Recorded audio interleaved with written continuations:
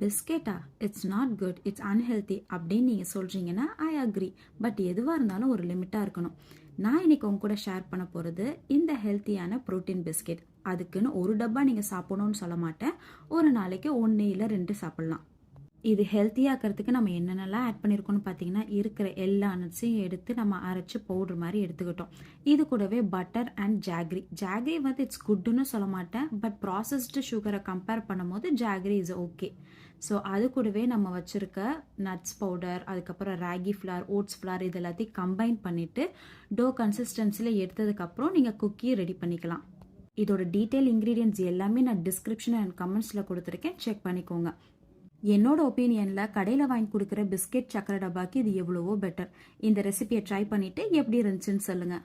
இந்த மாதிரி ஹெல்த்தியான ரெசிபீஸ்க்கு நான் ஃபாலோ பண்ணிக்கோங்க. Until then, see you on next video. Take care. Bye.